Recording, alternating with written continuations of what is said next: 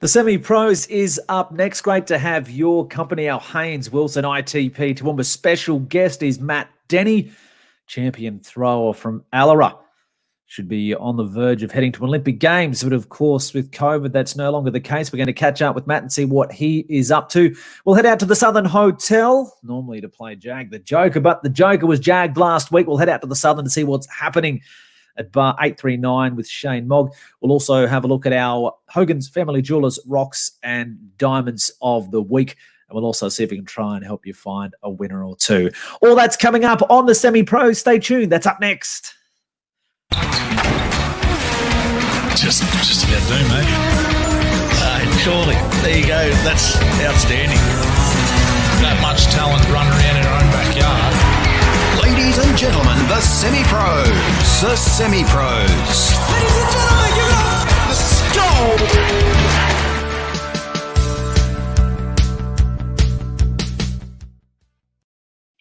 Welcome along to the Semi-Pros. Another week.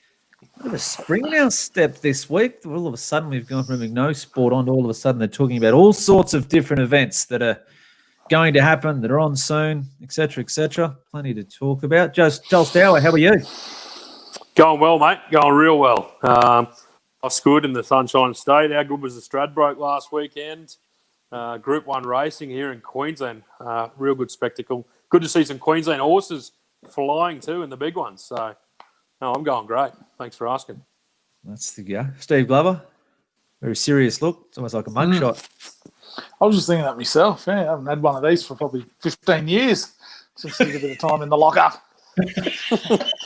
In the big house. Exactly what it looks like. What was that for, mate? Yeah.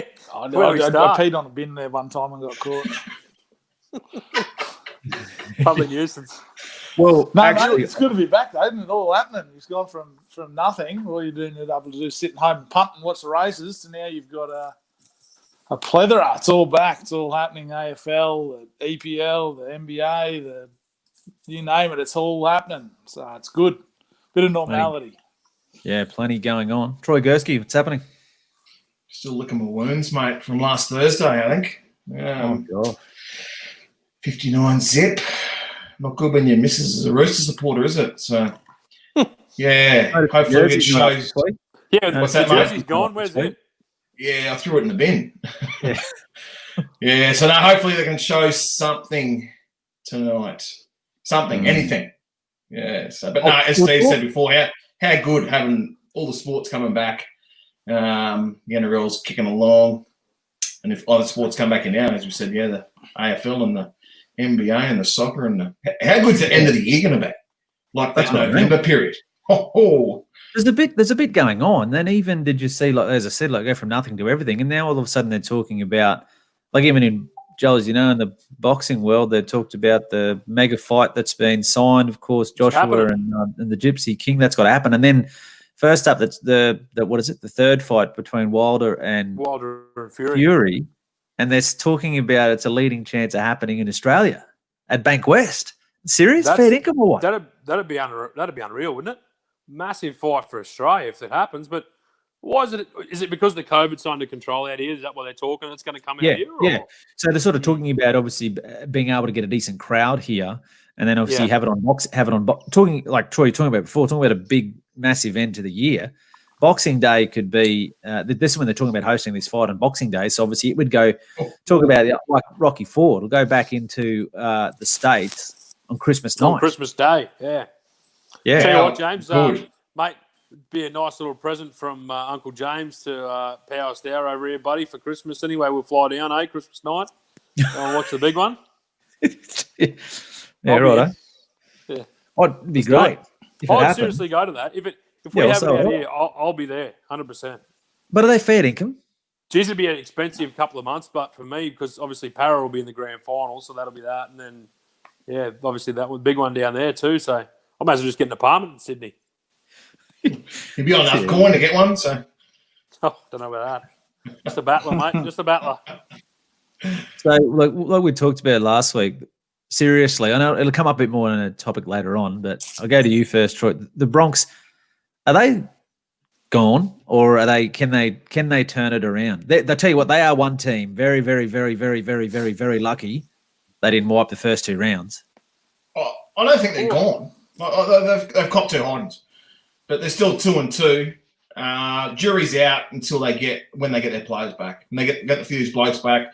Jury's out. I don't think they win the comp, but I think they can still scrape in the 8 because there's still a few. There's 5 or 6 pretty handy sides. I think those last couple are up for grabs. So jury's out until they get their few handy ones back, I think.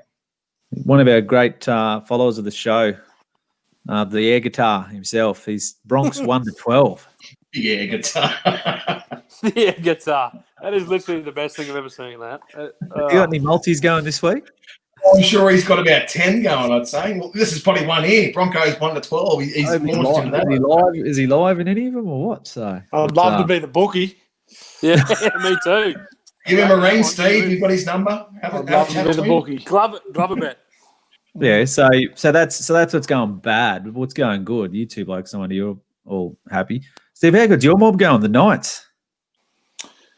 They were good again, weren't they? So flying. Actually, I don't know. I was one of the Nathan Brown probably supporters last year, but to see the structures that they're running now, both defense and in offense as well, they actually look like a footy team and they're working together. And that's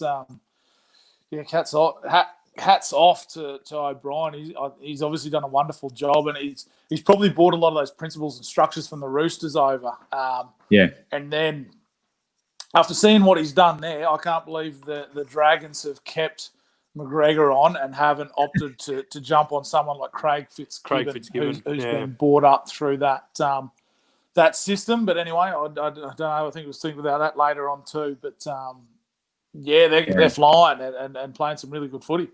But just on that way, so seriously, if you're the Dragons, you got to be worried when they gave the bloke an extension. Now in round 2, they're having emergency meetings to decide if he's still got a job. And now he's got a month, doesn't he? Yeah, I think so. Yeah, that'd be fun. Difference to him.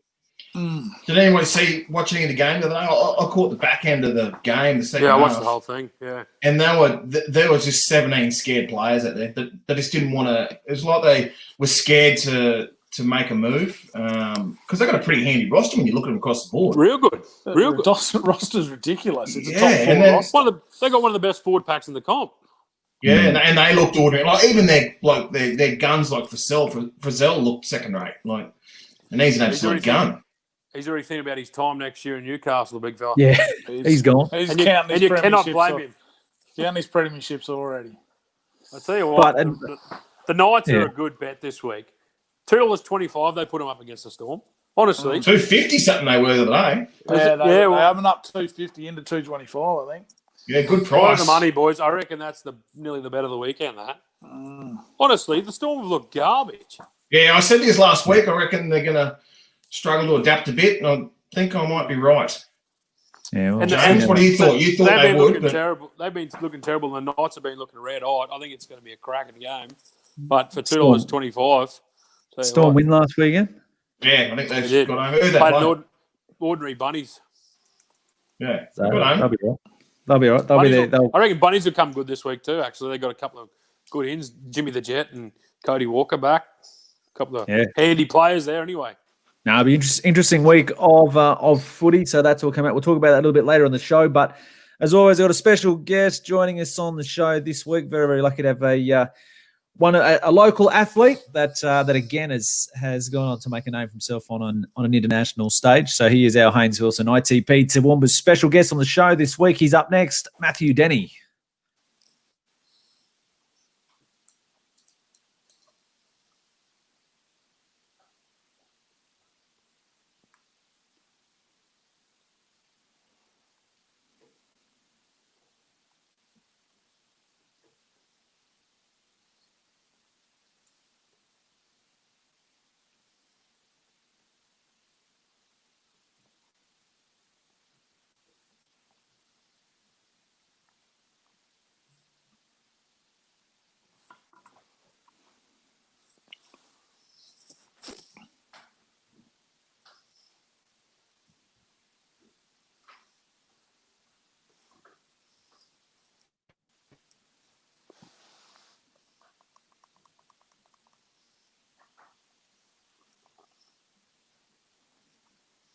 Right. I don't know if anyone else could hear that. Anyone else hear that?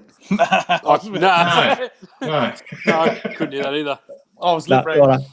I didn't know if it was man. We will just have to lip read. So, but I think he's backstage and he's said to join us on the show now. So I refer to Matthew Denny. Is he with us? He might have broken a few of your old records, Steve, at Grammar, wouldn't he? Probably. It wouldn't have been much. Wouldn't have been much, but he probably would have touched a couple up. You would have held a few, surely. Allora, is he? Oh, he had a couple there. Yeah, got a bit lucky there. They changed the weights halfway through the schooling years, so it was records to set, not really break, but had a couple. Still got a couple. Still got the 10-year-old boys shot put record in the Darling Downs schools, I think. So still hold it, never to be broken. The big brick. Don't know. You pop in there. Where'd you go? Darling Heights, was it? Darling Heights, yeah, yep. Do you pop into Darling Heights and have a look at the honour board there, mate, and see that's been scratched out? Blow the dust off him. Yeah, that's it. Yeah. No, I haven't done, but it wants it back. But he would have been in a fairly busy period. Speaking here, I think he's popping up now. Anyway. Oh, hear that? My name's Matt Denny. I wouldn't call it hidden. I can play guitar and I can move my ears without doing anything. So, kind of, it's not much.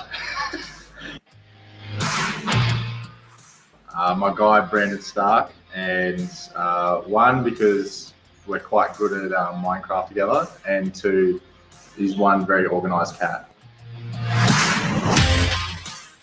My family, and I'd say thank you for everything that you've done for me since I was a little kid, and just supporting me in everything I've done.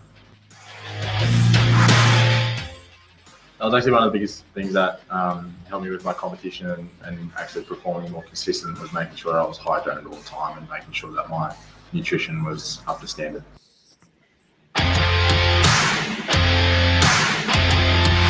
And he joins us now. Take two. Matt Denny, how are you? Good, fellas. How are we? Fantastic. Now, where should you be if COVID wasn't at the moment, right now?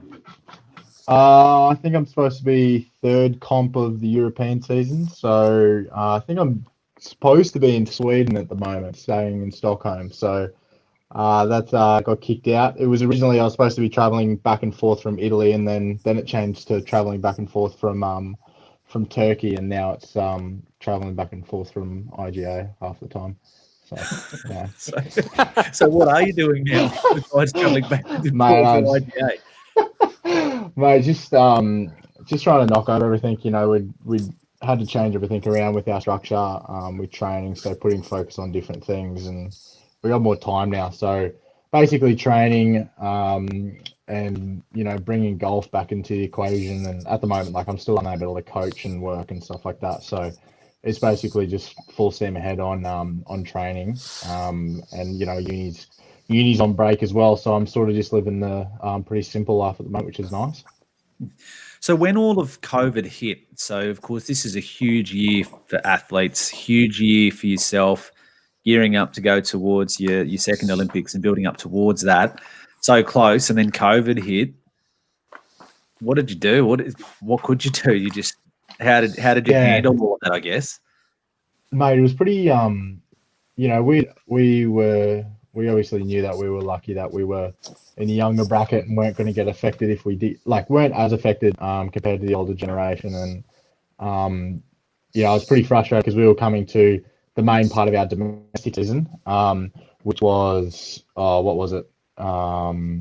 We had one more comp, which was our bigger comp of the year with publicity and crowds and stuff, and then leading into our Australian Nationals, which we were focusing on qualifying for Olympics and getting all that achieved and done, and get some good distances on the board.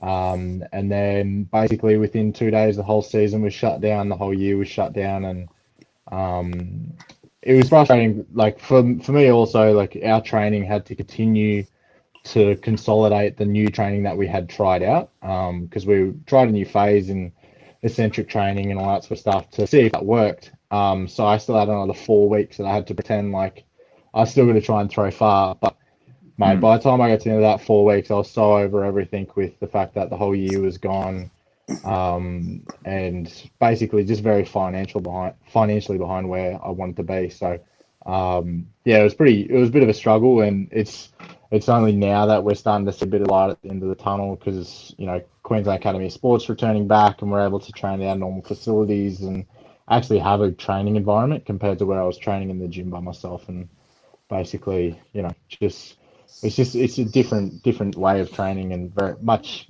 more difficult.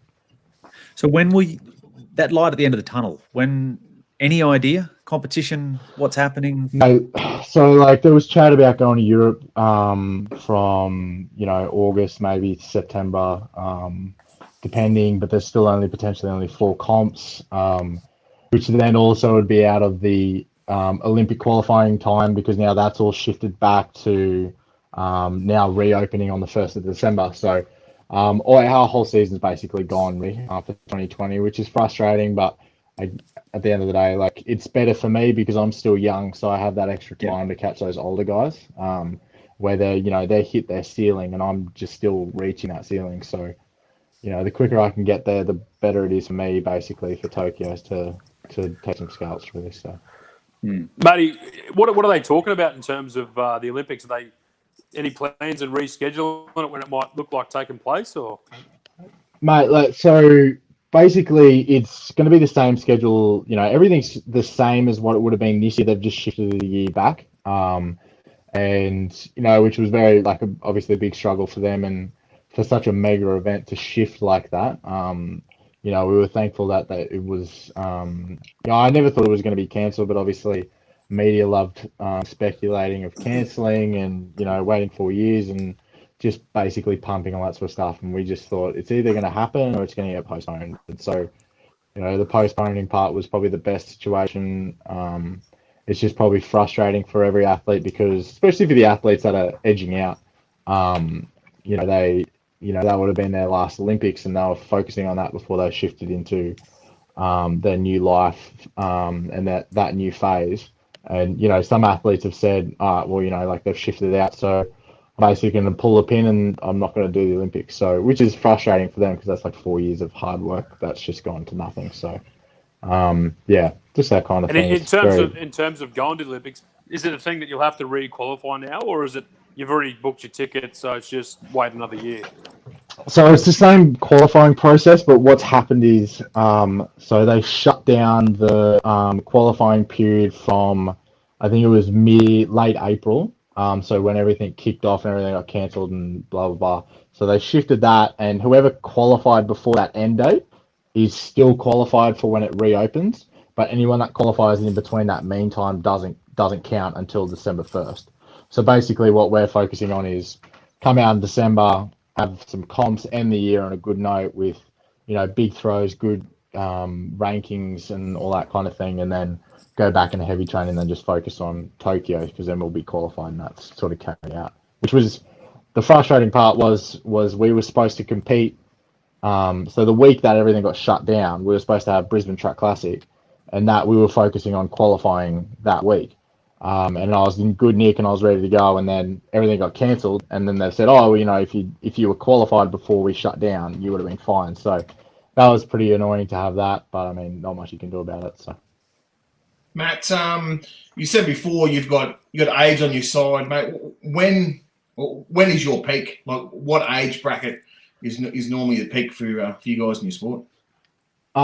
For throwers, you're looking at the 28 to 32 range, just because you got there's multiple factors in that. That's sort of your peak testosterone for your body, and plus your training age, your technical grind on actually accruing the best technique that you possibly can, and just that accrual of training age really. So you're not too young, but where you haven't got the time, but you're not too old where your body's breaking down from the training. So that's sort of 28, 32 is where you're really humming, to say the least. And where's that put you?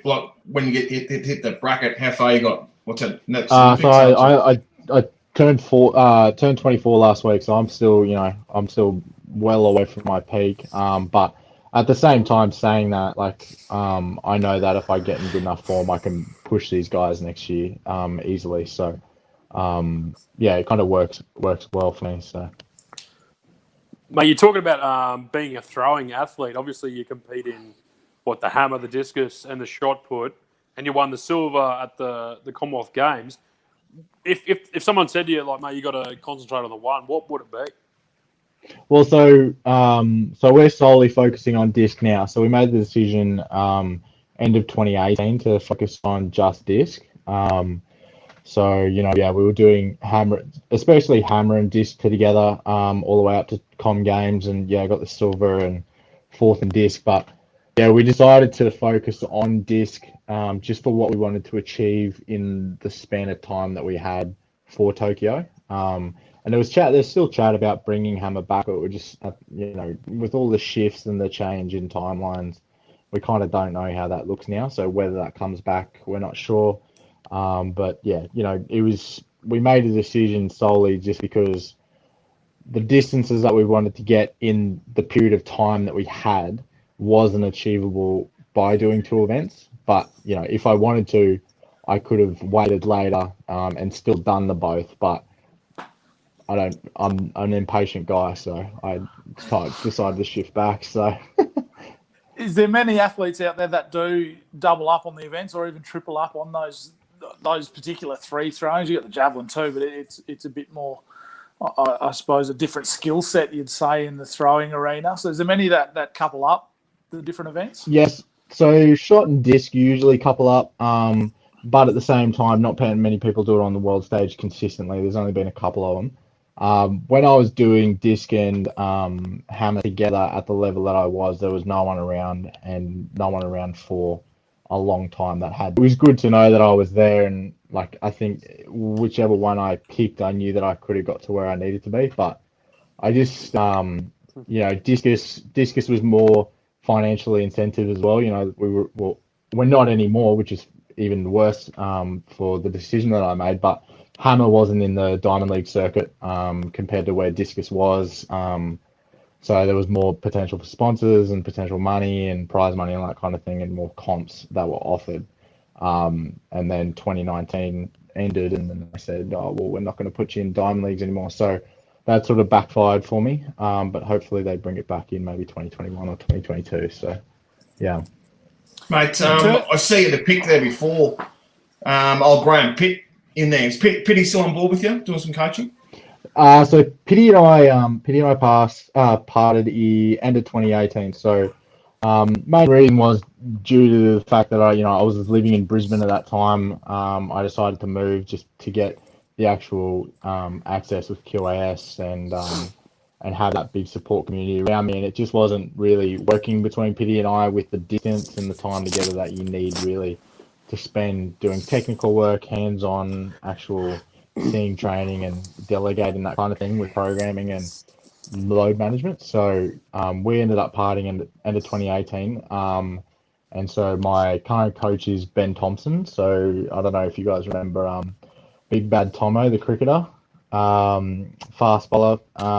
His son. So he carries out all my throws training and S&C work and basically oversees everything. So I remember Big Benny went to church. He was my age. Bowled exactly the same as his dad. This big fella comes steaming in one day, yanked it back, and I expected it to come down like a rocket, and it come down like custard tart. So I didn't I'll let him know. Rolling down the meat pies at you. I'll let him know. Image of his dad's bowling action, but yeah, that would. Oh mate, that was early on. That was probably grade 8, first year up there at grammar. But back in the day, but no, that's put good. him over the fence, G, or what? Oh mate, grade 8, I got a few runs. That was mainly because blokes couldn't catch very well. I got that many lives. I was like a cat. I had that many lives. I got dropped out of their time. So, mate, you get a bit of lucky you capitalise, don't you? So, but anyway, bit off topic. The glory days going back. That's good of them. Live them back. Going back there, so how's his background in it as throws? I don't remember him sort of being too sort of much of a throws competitor. Is he more so on that technical sort of gone through that sports science side of things? So originally Benny came on board as an S&C, so his background in strength and conditioning and just load management throughout just general body preparation was very expert. And you know, when I talked to him about bringing him on for S&C, he was very very structured in the way that he programmed, the way that he focused all of his attention on achieving a certain goal, which worked really well for me at the time because I just needed some more structure with my training.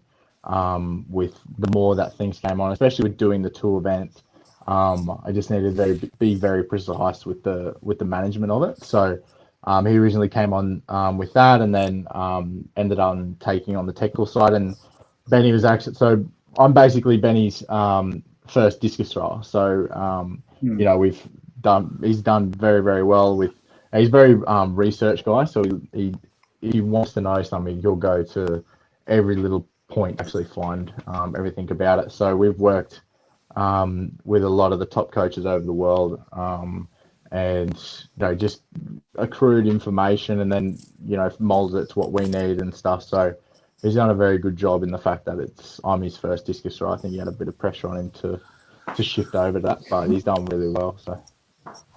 It goes to show a little bit about, like, once you're throwing, it's not about, you think, you see a big fella, he'll throw it further or this and that, but the technical sort of training and the dynamics of generating force and all that sort of stuff that actually goes into it, it's way beyond just picking something up, being strong and being able to heave it as hard as you can. Yeah, like, you know, I'm not tooting the horn just because it's my own event, but disc is one of probably the most hardest technical events in sport, and especially in track and field.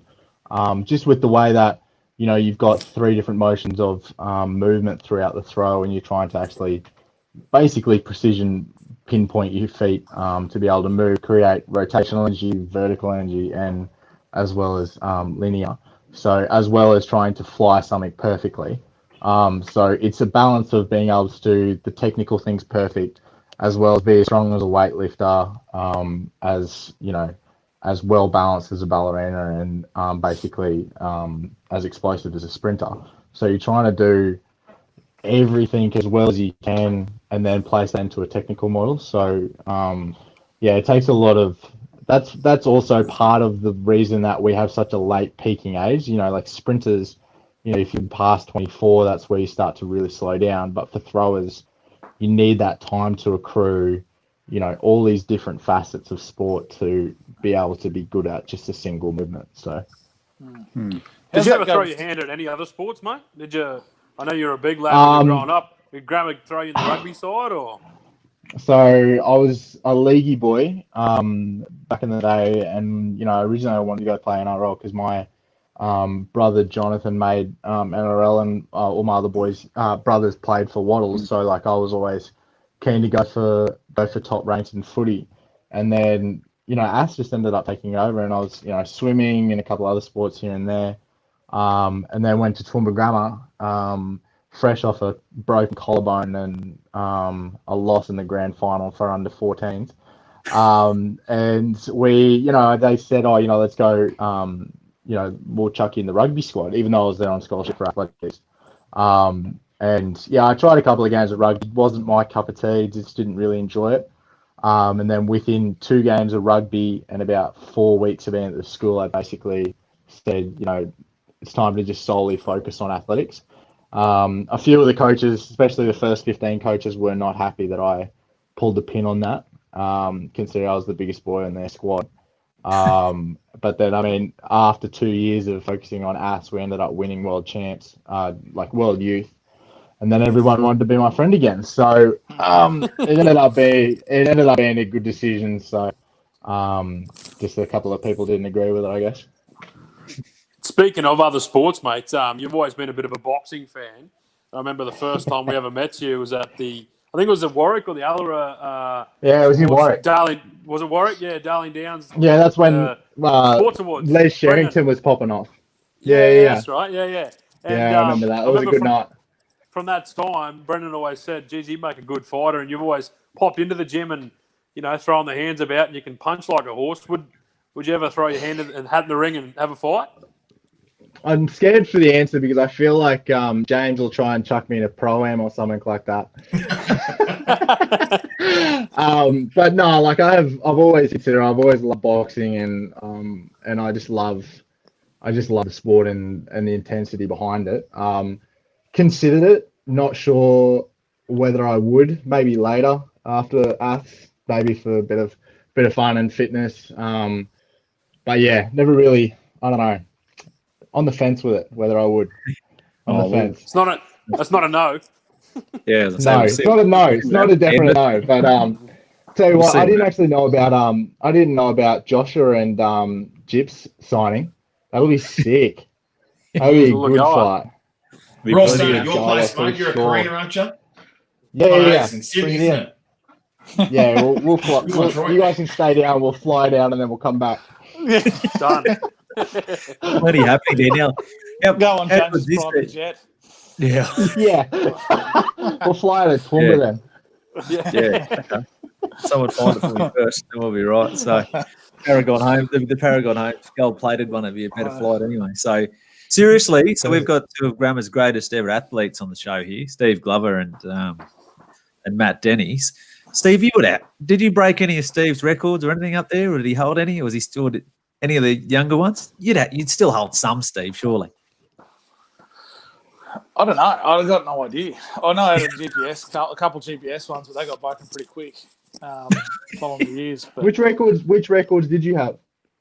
I think I had under 15 shot put. That would have only been shot put. I couldn't throw discus or whatever. I only came in grade 10, so I just got there. But I think maybe, but I think there was 2 years. So the 2 years I went out, I went back and coached, and anyway, we went to the sports carnival, and like I had a few of the records from the years I went, and they had the old records in there, and I'm pretty sure they were yours.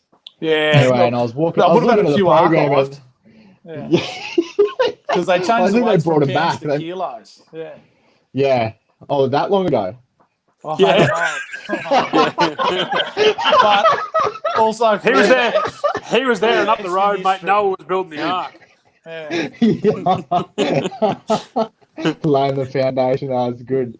Yeah, no, I'm not sure. I haven't seen the records for a while, so don't know. I had an Australian under 15 or under 16 record from Canberra, which is pretty good. I got up one there that day, and that's good. It that's handy. Didn't last too long. Yeah. It was good, actually. Archived again. Yeah, exactly. Put it in the books, take a photo, and screenshot. Yeah. I actually put him on every now and then when I feel a bit depressed and feel a bit down, I jump on Google and try and find something, but I can't find anything. We're looking for a little pick me up. Yeah. Might have to go back to the primary school event next year and get the grade 10, the 10-year-old record book out or something. Yeah, sure. Get a hold of the program for the carnival. Yeah, I've got to get one for you. Yeah. Mate, how did you get into the throwing? There'll be plenty there. Was it a matter of being on the farm and just hurling rocks around the joint, mate, or what? No, it was more so like when I was in primary school and stuff, we actually ended up started throwing like beanbags and vortexes and stuff. So like that's kind of how it started. And then I got to grade 7 and, I went to DD and I went to States and that. Grade 7 States, I got dead last in the States. So for both disc and shot. So I was red hot start. And then, but I was just like, I got sick of getting last and like not doing well because I knew I had a good build for it. Anyway, and then I ended up finding Pity, and he was full at the time. And I remember Pity saying, he's like, originally I wasn't going to take you on. I said, all right. And anyway, and he saw me. We did one session, and I did some technical work with him, and he started explaining how the actual throw works and what you need to do and how, like, what is it at play. And basically, like, from there on in, I was just so fascinated with how the technical stuff worked, and plus, the training for it, and just it's it's instant rewarding when you put in that work and you actually see a physical distance improvement. I think that was really addicting for me as well. And just also the fact of just being able to learn every single part about it and apply it to yourself. And it was so self-driven compared to, where, I got over footy pretty quick because of the fact that I had to rely on other teammates that didn't show up to training, they were slack, or like they just didn't enjoy it or weren't in it for it. So that was, the sole trader side of thing of being able to rely on yourself was one of the also big parts of it. So you've done really well with it, mate. Now, the other thing I've noticed, for anyone that follows man on Instagram and watch there, you obviously love your golf, and geez, talk about hitting a long ball. You've got right into. Do you play golf, or is it just the long drive? So back in 2017, I got my score down pretty well. I was sort of like, I wasn't playing scratch, but I was definitely playing under 9, 8. But then had a break, probably like 3 months off it, and then went back up to the old 25 plus. But then, I always had a long ball. I always had a good shot. And then when I jumped on with Benny Thompson, Benny was really into the long drive and started to get in, because that circuit started to take off it more and more. And and I ended up trying a long drive club, and I ended up going like early 300s. And then we just did a bit of training and worked on that, and it was good overspeed training for throws as well. And then basically just went from there, and then 2019 did a 390 ball. And then that's basically we had a bit of a break, and now we're back into it. So the goal is to go 150 club head, try and get over 220 ball, and try and get out to like the 420s, 430s maybe, which would be nice. So yeah, it's a good avenue for me as well to do the same thing but different. Basically, I work with a sports psych, and one of the things that we found was, so like 2018, was it 2018? Yeah, no, 2019. So 2019, when I did that 390, I was basically more nervous in that shot. There was a small comp at the driving range in at the airport, and there was maybe 20 guys that were hitting, and then there was maybe a crowd of like 50 to 100 people, right? And I was more I was shaking through the hands, shaking on the knees, and I was nervous because this brand new environment of trying to perform a skill based thing, compared to where Com Games, I don't know if you guys saw Com Games, I was basically in a pinch where 2 fouls, had to get the third round throw in and make it good to be able to go through to the next 3 and actually do what I was supposed to. And yeah, basically completely worlds apart. You'd think I'd be more nervous than the other, but yeah, basically golf, I was packing it. And because I did the same thing, five OB balls, last ball to win a grand. And I, so the funny story was, so my partner, she had a uni awards night, and for some reason, originally it was supposed to be different dates, came on the same date, and she had a major award, and I was like, babe, it's a grand, don't have much money. And she said, no, she said that's fine. And no joke, on that last shot, I was like, do not tank this. Do not tank this, because you've said I'm going to come home with a grand. And anyway, went up going 390 and good shot. So ended up working out okay. I think if I banked that, then I wouldn't have been too happy in the car ride home. So what the poor fella hit the second hit? Yeah, exactly. So there was good. There was some good balls. But best shot in mark was 350. And then so it wasn't an easy shot to carry. So I think I did the qualifiers with 370, and there was a couple of boys that went 370 OBs, and slightly out. But yeah, it was pretty nice when because I middled this one, just complete perfect smack, and ended up carrying 355. And so I was like, yeah, all right, cool, that's done. It was dead center, so it was a good way to finish it, even though 5 of the other balls were OB. So Only one that counts. That's exactly. So do you practice on your short game, mate, or you can just afford to, two-putt and all the rest of it when you can drive it that long? So I've been more I'm going to go play around a 9 tomorrow. But I've basically been just focusing on the long drive stuff. I really want to get to that. There's only at the moment, I'm pretty sure in the world, there's only 15 guys that are going 150 clubhead. Basically, like Woods and stuff, like all those boys would be going about 220, 225 on the max. So yeah, I really do want to get the 150. Going off scratch is nice, but I'd rather swing fast and go far than play scratch. So just been slowly focusing on the long drive, which is nice. Yeah, well, you're going all right at it so far. That's 150, and then hitting it over 400. Yeah. Yeah. Right. So you'd be all right. So like team. You'd go all right. In train. Yeah. What are you doing? Right. Yeah. When are we Get the long drive challenge. What are you doing on the? You can play now. Just let me know. I'll come back to Toowoomba. But no, it's like we've been swinging. I'm actually swinging faster than what I was when I did that 390. I don't know if it was a legit 390. The monitor said 390, but we don't know how accurate that was. But at the moment, currently hitting about 365 with about 210 ball, and best club head's about 145. So it's getting there. It's just like a good avenue to focus on something that's technique. Basically, the technique is extremely similar with just the rotation and the lift through the delivery of disc and the actual contact with the ball. So it's hitting two birds with one stone, as well as doing overspeed work and mental preparation stuff. So yeah, it's good. It's good fun. So if anyone, good hitting far. Check out Matt on Instagram. He's often got on his Insta story shots of him there at the driving range. So if you want to have a look, yeah, we watched. Like you were there last night, I think, weren't you, from memory? Or you put up a story last night anyway, hitting. Yeah, I was there last night. Yeah, we do a session every Wednesday night. So, the Olympic Committee put out a Olympic Day goals challenge. So 1st of June, you have to put in a goal and your focus for Olympic Day at the end of June.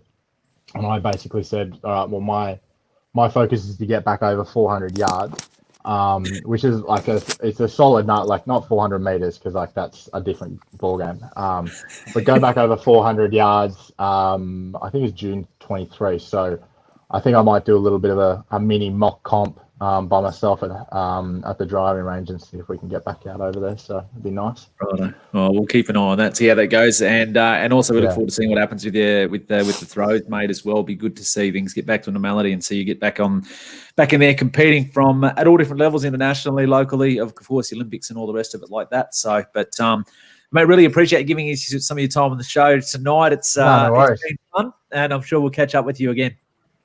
No, guys, thanks for having me on. Great chatting, and hopefully another time. Sounds good. So that's Matt Denny joining us on the Semi-Pros. We'll take a break. We'll head out to the Southern Hotel next. Let's go on a journey and look at where this bromance all began. We met 9 years ago. Yeah. Where we worked for a local, large local bank, I suppose. It was at that prominent local bank that put people first that our eyes met across the room. They locked. And we knew that we needed to go every Wednesday to the Irish Club for a $10 steak and chips. I can still vividly remember one specific Wednesday actually where I looked across to you and romantically said, let's take our relationship to the next level. What a day. And with tears in your eyes, you accepted. Great, and it was from that moment where you were like, Liam, this is it. This is our time, that we thought, well, let's take on a challenge. Let's see if we can do this. We moved to another bank, heavily underperforming in the local region. We ended up taking it from 0 to hero. We took it to number 1 in Australia, this bank, and that's when I looked into your eyes and I knew that, hey, we could do this. We can make something of this. We can help Toowoomba. And that's where Haines Wilson was born. So now we jump forward about 3 years to where we've got Haines Wilson up and running. We've taken it from 2 of us, myself and Liam, to 24 odd staff, helping people not just with buying their first home or borrowing money, but planning for their life and looking after their financial needs across the board. For us, it's been a wicked journey. I think we're already over 500 people locally now that we've helped. We just want to thank all of our friends, our family, the local community, our referrers for backing us in. for giving us a go, and continually just spreading that good word of mouth. That's what we've built this business on, is just a solid foundation of close friendships with our clients, and we'll be forever grateful for allowing us to reach this part in our lives, this goal that we've had. So if it wasn't for you guys, we wouldn't be able to live our dream. So spot on. Much love, much love.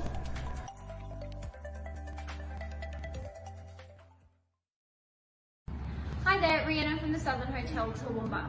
On top of our takeaway and home delivery services, we now offer dine-in from this Saturday, 9 a.m, morning tea, lunch and dinner. As bookings are essential, so get in quick. We will also have our fire going. At the Southern Hotel, our Sunday steak special has been so popular, we want to offer it on Saturday too. 180-gram rump mignon, 400-gram New York cut T-bone, or a huge 500-gram grain-fed rump, all for just $23.95. It's better at the Southern. Well, let's head out to the Southern, see what's happening out at Bar 839, see if he's still got a job. Shayne Mogg, how are you? Yeah, good, James. What a difference a week makes. Richard took the 50 out of me pay, so I was able to keep my job for giving away the Joker. But, mate, yeah, we're back into the full swing. We've actually got a bit of an atmosphere here tonight. Got a few punters in having a bet for a change rather than me doing me dough in the old phone account. And the meals are in. We've launched a new menu today. So, yeah, people are taking advantage of that. Right, I hope you're not tipping any like last week. Yeah, I was 40 lengths last. Yeah. I think the ambulance Tell ran me over. about it. That just cost me a 4-leg multi. I was fuming. Don't follow the money in Adelaide. Wow. Tell us about the new menu. Yeah, mate. Yeah, the new menu. So, obviously, during all the COVID stuff, our chefs had a little bit of downtime, so they got a little bit creative, and they've launched a new menu which kicks away today. So there's something for everyone there, which is fantastic. So book yourselves a table, come on in. We can seat plenty of people, so we can take 60 in the cafe, 80 in the restaurant, then another 60 up here in the bar. So, you know, space and seats aren't an issue, so don't be scared to come on down. All right, sounds good. What's on this weekend at the Southern then? Well, mate, this weekend we're kicking the live sports off with the Shetland ponies tonight. How good are they going? Manly will probably put 20 on them, and then the cross-country football, or the AFL, kicks underway tomorrow night with Collingwood and Richmond. So, mate, the codes are starting to come back. Plenty of live sport action back in the Southern Hotel. Okay, so best thing people do, just book in or pop in and have a look and see you guys. As you said, there's a lot of different options there with the different rooms that you can cater for people. Yeah, certainly can. It's great, you know. The availability of the space that we've got, the footprint that we've got has certainly given us more than the 20 seats that people think we do have. So, you know, plenty of space. All right, so pop down and see you. So come through the doors and you'll be there. You'll find a winner or two as well. Well, mate, I'd love to be there this weekend, but, you know, after a big week back at work, I'm actually going fishing for 4 days. So Greg's going to take the reins this weekend. And honestly, after how I punted last weekend, it's probably a good thing having him here. Mate, Troy just wants to know the Bricky's laptop's back open yet or not. Mate, Bricky's laptop, as soon as Pelage says we can go to stage 3, the Bricky's laptops will be in full swing. Now, that I think you'll probably have to ring up and book once they go open. We've had more phone calls than we have for food. What, you got a book to get in? Reserve on the Where's the Gold? Put the old reserve sign up, you know, the reserve. Just a 3-hour session, mate. Love's got the top of one of those games at home. Yeah, but no, look, seriously, guys, there's plenty of room, and look, all the sports starting to get back to normal, and so are we. So, you know, come on down. There's a little bit of social distancing rules and stuff that apply, but we're slowly getting back to normal. All right, so pop down and see at the Southern Bar 839 and all the other facilities there. Shayne, thanks for joining us. Have a good couple of days away, and we'll talk to you next week. Cheers, guys. Have a good one. See you next week. So Shayne Mogg joining us there from the Southern Hotel. Shot clock, righto. What's going on? Had a fair bit of energy, didn't he? Yeah, didn't he? Plenty happening at the Up Sun. and about. How good is it? You have to get there, He might have so. sucked into a few schooners, I reckon. Gee whiz. He had a fair bit going on. We'll get down there shortly. We'll You have to. reckon, So, boss man? Book us a table, boss man. yeah, righto. Sounds good. Jeez. Before we go next scene with this, other one to go back. Now, Steve, you hit as long a ball as I've seen play with. That's 400 yards. Yeah, it's a good rock. Good rocket. I reckon those clubs they use, they said the long drive clubs, they are just like they're stiff as and they're heavy as. Simon Dennis is actually, he'd be the bloke that I've seen give it a roost. He's got the big crank driver. Yeah. And I reckon he'd pop one probably. He'd do 350 yards. What's that? That's 315 metres, 320 metres. So he'd be able to give that at his best. And his swing, his feet nearly does a backflip on his follow through, but they swing up. I haven't actually got Matty on Insta, but I'm jumping on to have a look at that. So because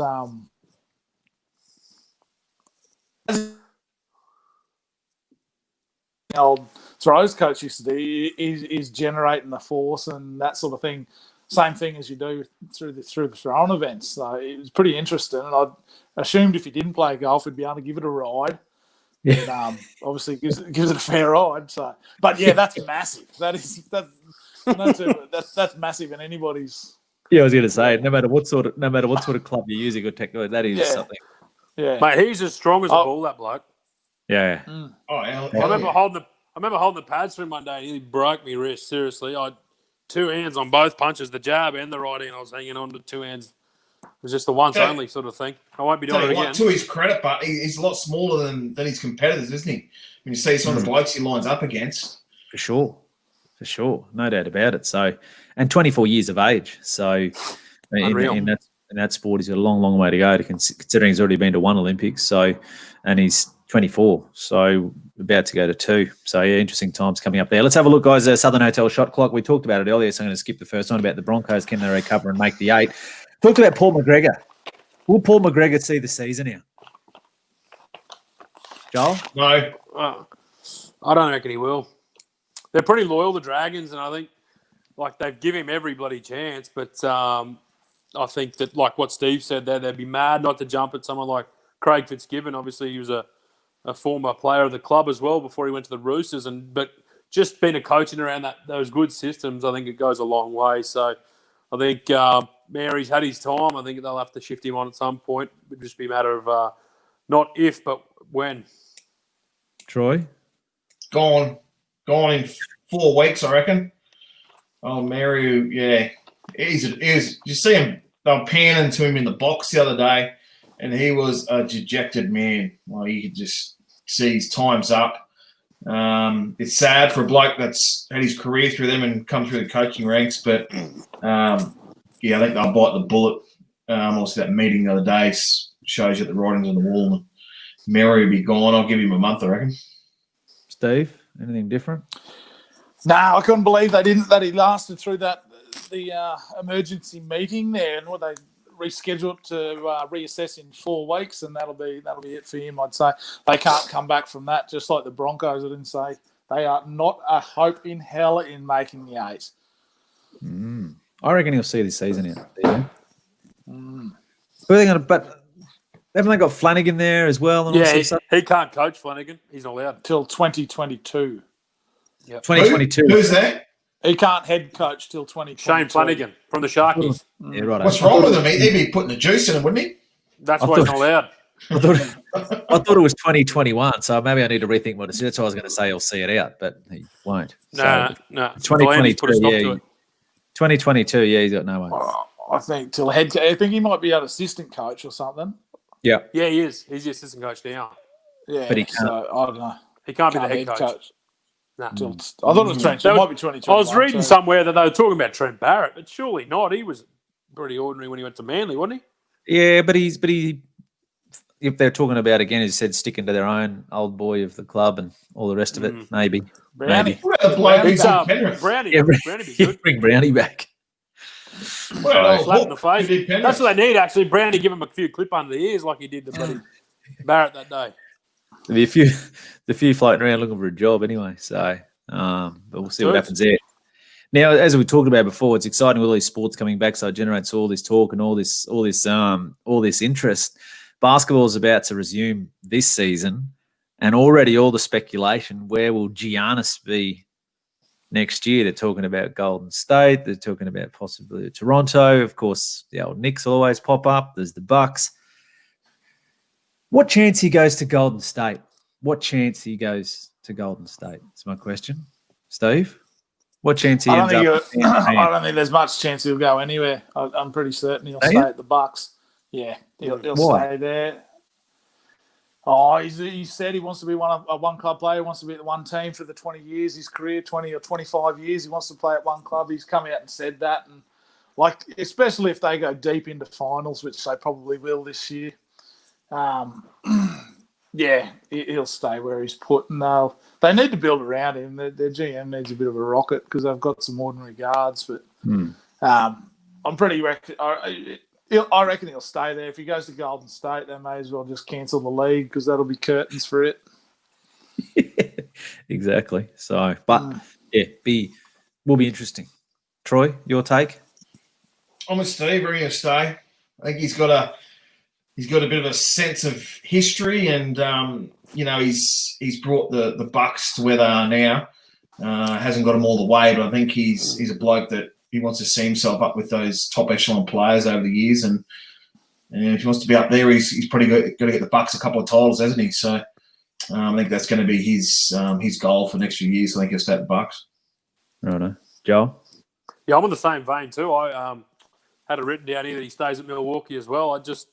He seems like a pretty honest, sort of straight up and down sort of guy that'll, like Steve sort of said, want to stay at the one club and make his mark there. So I think he won't even contemplate leaving Milwaukee. It's just all a bit of media uproar. But to tell you what, if things work out the way they do, Golden State can offer a fairly enticing package if they end up with the number one draft pick. They've got a few pieces there they can throw at them. So yeah, that's for sure. And that's the thing. So, and if he goes anywhere, I reckon he does go to Golden State. If he goes for the thing, then throw him in with Clay and Steph, and probably I don't know. Could you imagine? What's the one thing? What's his weakness? If you want to say he's got a weakness, it's the long ball, or that sort of thing. So he doesn't have to. They certainly make up for it. Imagine his game with. Yeah. Anyway, it's actually frightening. I thought it was frightening. The 2 or 3 that they miss, he'll be just jamming home around the ring. Yeah. I reckon Golden State's chances will depend on, they'll need like the number one pick, because I reckon it's a pretty ordinary draft. Like LaMelo Ball, good, but he's not someone that excites you as a top 5 pick, and they're talking to him as a lock as a top 5 pick, so it's got to be a pretty skinny draft class. Exactly. They'd be, but because of all of how they're set up and the trade exception or whatever, like they're going to, Golden State's going to be in, no matter what draft pick they end up with. Would they guarantee top 5? Guaranteed top 5, the way they've changed the lottery now. And a 43% chance of number 1 or something like that. Or no, 13%. I don't know, it changed, but they've got a pretty red hot chance. For a team that looked like being a dynasty there 2 years ago, like winning for the next 10 years, to even talk of getting a number 1 draft. That's criminal. It's like it's going back what year with San Antonio when they drafted Tim Duncan. Exactly. They ended up with number 1 pick. It was crazy. So anyway, we'll see where he ends up. Last question on Southern Hotel shot clock. Different sports at the moment. Like we're getting back to. We're talking about crowds are going to be back there soon. What have you made of watching it on TV and the cardboard cutouts and the fake noises and all the rest of it? Well, I'll tell you what I've thought. I've been sitting there watching it, and on TV it works. I've sort of half forgotten that there's nobody there. When you hear all the crowd noise and stuff they put on and stuff like that, and then you see the cardboard cutouts. It gives them something. It's something. You know what I mean? I don't know if I like it or not, but imagine being out there playing and just not hearing a thing. It'd be weird, wouldn't it? So, I understand why they've done it. It'd be weird knowing that that's just been blasted through the loudspeaker and you can, no one's actually making that noise. It'd be strange. Are they playing it at the ground? Are they playing it at the ground too? Yeah, it's like it'd be like Suncorp just blaring it out over the loudspeakers, isn't it? I don't know. I thought it was just for the TV. That was the request of the players, so for that reason, so you need some sort of atmosphere. There's no booze, but you want to hear some booze. If it's your home game, I want to hear someone yelling out. Get him on side, ref. So what were they playing at Suncorp last Thursday? Yeah. Would have been dead silence then if there's. Yeah, Well, I you- thought on. it was just TV. I didn't think it was funny. I'll tell you what, they're lucky that those cardboard cutouts don't have legs, because there would have been less crowd there if there was actual humans there, because they would have walked out watching that debacle. Exactly. They're lucky I they think had a few cardboard did. cutouts. I think a few did. I love a Newcastle supporter on the front foot. Haven't seen it for a few years. Steve, this is good, mate. You and Jolie packing up the Good, front. Hey, yeah. But then, guess See what? how, Guess what? see how much he's a spruik can come down the year, I reckon. What Guess did what, they, Troy? did they? Guess what? You should get towed by the homos tonight, Manly, and then you'll get towed by the Knights. What are they, mate? Next week. You get towed by the Knights next week too, bud. But how about the Lang Park? How about the Suncorp grounds crew? They've actually been reshaping the ground to put some humps in the Broncos' red zone to slow the scoring rate of the opposition team down. Oh, okay. Speed bump. You come up with that one yourself. No, I saw it on Facebook, but I'll run it. Yeah, saw that. Happened, yeah. Let's a look at the Southern Hotel shot clock. We'll take a break on the show. We'll come back with Hogan's Family Jewelers, Rocks and Diamonds, and, of course, our multi of the week. Hi guys, Lockie here from Hogan's Family Jewelers. Today we're looking at how you select a perfect diamond. We need to consider the 4 C's: cut, colour, clarity and carat weight. In terms of discussing the cut of a diamond, we need to consider the aspects of the qualities of cut. At Hogan's we only source triple excellent cut diamonds. In terms of colour, we look for the perfect white stone. We source stones from a D through to a G in colour, the top 4 colour gradings. Clarity is another really important factor in selecting your diamond. We don't want to look at the diamond every day and see inclusions or marks in the stones that distract from the beauty of the piece. The final of the 4 C's is carat weight. A lot of people believe that a diamond's value is based just on its carat weight. This isn't truly the case. It's a combination of all the 4 C's put together. There's one final hidden factor that I need to discuss about finding the perfect diamond. It's called fluorescence. When she wears the ring in natural sunlight, UV light, where the diamond is supposed to sparkle at its optimum level, you don't want any reaction. You don't want the diamond to go foggy, or a milky colour, or even a little neon blue sort of tinge through the diamond. This is why we only sell nil fluorescence diamonds and make sure that that diamond stays crystal clear whether you're indoors or outdoors. There'll be no reaction to natural sunlight. Fluorescence is one of the largest factors of devaluing a diamond. Be careful. Out there you might find diamonds that seem cheap, but truly they're going to be cheap for a reason. At Hogans, we prefer our clients to experience superior quality diamonds. We only source the highest grade of GIA certified diamonds. That's the Gemological Institute of America, the harshest grading lab in the world. Some of you may have done some research on diamonds before and may fully understand the 4 C's. But if not, we've got knowledgeable staff that will help you and guide you through selecting the perfect diamond. At the end of the day, it's all about quality, and at Hogans, we prefer quality.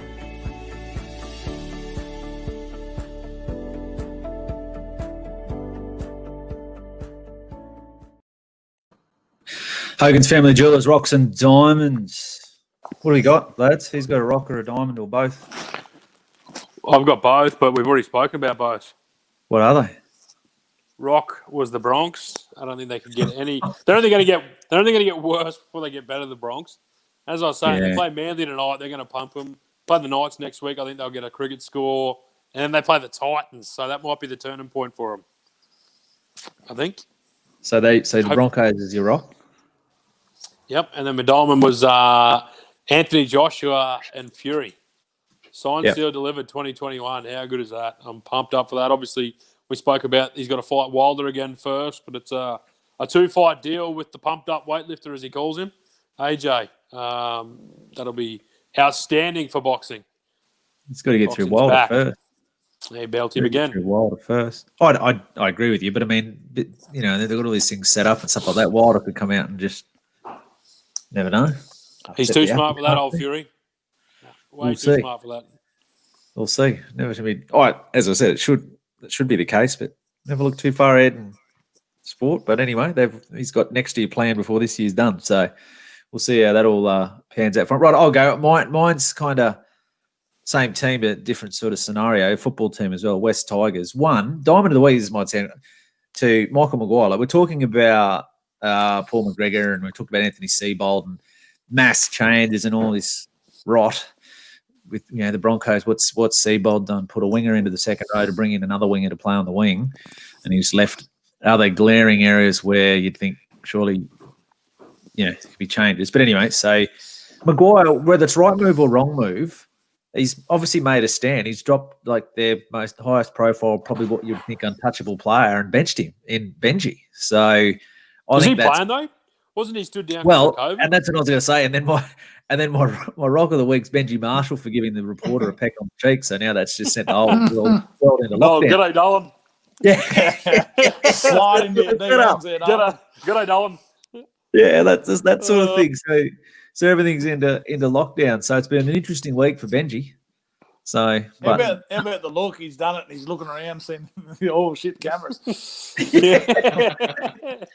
So she's off for COVID test. Terry Lamb got $1,000 fine for shaking hands with someone at the Bulldogs game, didn't he? We haven't been there, At the training. got a massive fine. So yeah. So my Hogans family do is Rocks and Diamonds, both centres around the West Tigers. There you go. So Troy, Rock, yeah, Broncos. We were terrible. I'm going to go Broncos and St George. We're both pretty as bad as each other, I think. Got no attacking flair whatsoever. My diamond is one of Glover's team's players. The bloke in the centres, Bradman Best, I think his name is. He is an absolute wrecking ball. He's a couple of games in. I think he scored 2 the other day, put a kick through for another one. But yeah, I think he's a Newcastle bloke as well, from what I heard. Yeah, he looks the goods, doesn't he? He's got some power, that bloke, for a young kid. He's what, 19, something like that. He's the one that under 16 State of Origin, Hopawat, one of the young Hopawatis made a break from fullback, links up with Best right on the hooter, and then runs the length of the field to score from their in goal. Under 16 State of Origin, Yeah, he looks the goods. And one thing about the Newcastle team, it's good to see him bringing a few of those locals through, like that young Hoy, the Surfers young fella, and this fella. So, yeah, it's pretty refreshing, actually. How about the Dons combination with Kalen Ponga? Like on that. Yeah. How good is Kalen Ponga looking? Seriously. Yeah, he looks good, doesn't he? This might be his best year yet, I reckon. Unbelievable. Unbelievable. He looks like going through the line every time he touches it. Doesn't he? And if he doesn't, he gets someone on the chest and they go through the line. I don't know, we talked about it many times, but isn't there some good fullbacks? Just three of the best players in the world are all fullbacks. Geez, I'm glad one of them didn't play last Thursday night. I want to put 90 on us. Yeah, that's true. Brett Morris, the winger. Haven't they been rejuvenated, those two boys? Yep. The two Morris boys. And some of the defence they're pulling off have been unbelievable as well. Oh, good. Real good. So, Steve, what do you got? Rocks, diamonds? Rock Quade Cooper, and it's not his fault, making headlines all over the papers for throwing a backhand pass, running around the park with his mates. Caught on camera, and he's all over Fox Sports. Or my mates here at news.com. And they can be wrong. That's right. Like, he threw a backhand pass off with a gridiron ball and a bloke caught it, and it's making headlines. Geez, they're hard up down there, eh? But anyway, and then Diamond of the Week, outside the footy there, Kevin Lish announced his retirement today, I think. So come over, an American who's adopted Australia now and had a pretty handy career, especially over in Perth. Rude with a few injury dramas lately, but good on you, Kevin. Aussie Kevin. That's it. Great. It's probably something I didn't want to get into anyway, but I'll bring it up quickly now as we're running out of time. I talked about football with the Broncos, talked about McGregor under pressure, all these other blokes under pressure. Why is no one talking about Seabold being under pressure to keep his job? Probably will be soon. Yeah, well, I think they've got $4 million worth of salary cap sitting on the bench, so it's a bit stiff talk. You know what I mean? Like, I actually rate him as a coach. I think he's a good coach, but, I think there's got to put some heads on the chopping block there. You can't just say that the halves are untouchable and, Darius he's got to play because he's the most experienced. Can I just go with one thing there? Darius Boyd, did you see the effort he put in last week? That one, we're down about 8-0. There's a try for him to score to go up. But Troy, even the week before against Para. You could see a player coming through and we would have had to take the hit in the ribs to score the try and just pushed it. But see, this is what I'm saying. So you make mass changes, and what he's done is put Oates, a really good winger, hurled him into the back row to bring in another winger. Geez, he's going to get found out in there. Exactly. She's a different game to cut and one back against a tight, forward pack trudging up to tackle inside the 10. Try doing the hard yards, big fella, on the 50-metre line when you're running a big Marty to power. Yeah, but what I'm saying is even if he goes great, what's he going to do then? Bench for Feeder or Pangai Jr. or Offengowie for Oates? I've said it all along. Boyd has always been a very good winger. That's what he is. He's a winger. Put him out in the sting. Bring one like that Tessie Newey. He's a centre. Put him in the centres. He made his debut off the bench last week. Who cares? Put him in the centres. Bring Coates onto the bench. He can fill wherever. If you need to bring a special, that's one thing I don't understand either, is putting like a winger on the bench. But I just don't. I just thought Seabold. No one's talking about him being under pressure to keep. I'm with Troy, but I think a couple of weeks' time they're still going horrendous. Yeah, if they get get the players back and still struggle, there's going to be questions. What Brisbane's like too with the media in that circle, and that'll be happy hunting for the journos down there if that's the case. You've got to worry when you've got different guys there that obviously the Gordon Tallises, like some of your greatest players, your Tallises, your Walters and that aren't really even welcome at the club or even be a part of it. Because they reached out to Gordy and he said, you've made the mess, you fix it. Yeah, and because of sort of, I think, obviously he's had, and to be honest, it's probably, anyway, getting in the depths of it now, but that probably started with Wayne. So Gordy, when you're talking about his actual beef with Joel Seaby's right, put Boyd in reserve grade. I think reserve grade. That's where it should be. New down. Yeah. I spoke to Josh Barrett. He coaches Valley's reserve grade. He said he wouldn't have him. Well, as a C grade as well. So we'll see how they go. Righto. But anyway, we'll see what we're talking about next week. We'll see how they go over the weekend. Winners. Anything? Something. Who's for their multi of the week? Brisbane race 3, number 5, Wapiti. Tipped before he ran second. He's won since. He'll win again. $3.30, I think he can get at the moment. So I'm going to stick with him. Wapiti. I've got one for us. Moonee Valley, race 7, number 4, Shot of Irish. It's it'll appreciate a bit of sting out of the track, this thing. It's 4 starts, 1 win, 3/3 on a wet track. At the distance, goes forward, probably lead. Love the valley, I reckon. He'll like the nice little sharp turn there and kick away. Be too far in front. They won't catch it this time. It was left too far exposed at Flemington last start. I think this one around the bend, short straight. Good luck. $2.70. Shot of Irish. Steve? Yeah, I got in race 4, one of back the maiden that going to City Class, but race 4, number 4, Moon and Me. Should have won last up, be the hot pot up at the sunny coast, $16. But I just realised there's that thing of sheezies in there as well. Be Water My Friend, which was pretty impressive too. So might be a little Quinella or a saver there for the more conservative types. But I'll go with race 4 and Eagle Farm, number 4, Moon and Me at some pretty juicy $21. 16s and $4.60 on Sportsbet. 21 with the tab. So there you go. Get amongst it. Cash back race 2 at the tab, isn't it? Race 1 to 4. They all are, mate. They all are. All 27 from Brisbane, Sydney, Melbourne. I saw an ad there the other day. Now, anyway, everyone knows I come up with something at odds. I just can't find one this week that I'm keen on. Tell you what I think will win, and it's all right price. Not really my go, but it's not too bad. It is at Moonee Valley, race 2, number 5, Smoke Bomb. Have a go at this thing last start. If it wasn't just having a look around, I'll be surprised.